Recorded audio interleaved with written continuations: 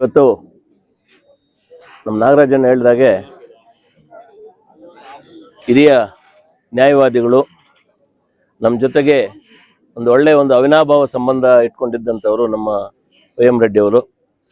ಬಹುಶಃ ನಾನು ಬೆಂಗಳೂರಲ್ಲಿ ಲಾಯರ್ ಆಗಿ ಕೆಲಸ ಮಾಡುವಂಥ ಸಂದರ್ಭದಲ್ಲೂ ಕೂಡ ಆವತ್ತಂದು ಕೂಡ ಅವರು ವೃತ್ತಿಯ ಬಗ್ಗೆ ಅವ್ರಿಗಿದ್ದಂಥ ಒಂದು ಅಪಾರವಾದಂಥ ಗೌರವ, ಒಂದು ವೃತ್ತಿಯ ಬಗ್ಗೆ ಅವರಲ್ಲಿದ್ದಂಥ ಒಂದು ನಿಷ್ಠೆ ನಾನು ಭಾಳ ಹತ್ತಿರದಿಂದ ನೋಡಿರ್ತಕ್ಕಂಥವನು.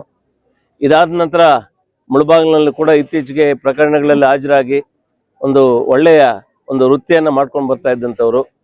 ಭಾಳ ಒಳ್ಳೆಯ ಸಂಬಂಧ ಇತ್ತು. ನಾನು ನೋಡಿದಾಗೆ ಆಲಂಗೂರು ಶ್ರೀನಣ್ಣ ಬದುಕಿದ್ದಾಗ ಅವ್ರ ಜೊತೆಗೆ ಒಂದು ಒಳನಾಟ ಇಟ್ಕೊಂಡು ಅವರಿಬ್ಬರ ಮಧ್ಯೆ ಒಂದು ಅವಿನಾಭಾವ ಸಂಬಂಧಗಳಿತ್ತು.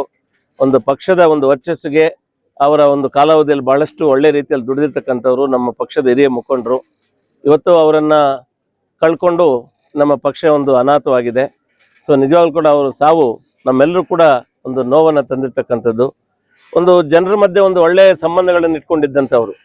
ಬಹುಶಃ ಮುಳಬಾಲಲ್ಲಿ ಯಾವತ್ತಾದ್ರು ಪ್ರಕರಣಗಳು ಬಂದಾಗ ಏನಪ್ಪ ಪೊನ್ನಿ ಮುಗಿಸ್ನ ರಾಪ ₹5 ಕಾಫಿ ತಾಗ್ದಮ್ಮ ಅಂತ ಆ ಒಂದು ಭಾವನೆಯಲ್ಲಿ ಕರೆದು ನಮ್ಮನ್ನು ಹತ್ರ ಕೂಡಿಸ್ಕೊಂಡು ಚಿಕ್ಕವ್ರಿಗೆ ಏನಾದರೂ ಒಂದು ಮಾರ್ಗದರ್ಶನ ಇದ್ದರೆ ಹೇಳೋರು.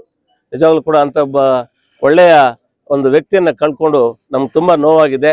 ಅವರು ಆತ್ಮ ಎಲ್ಲೇ ಇರಲಿ ಕೂಡ ಆ ಭಗವಂತ ಅವರ ಆತ್ಮಕ್ಕೆ ಶಾಂತಿಯನ್ನು ಕೊಡಲಿ.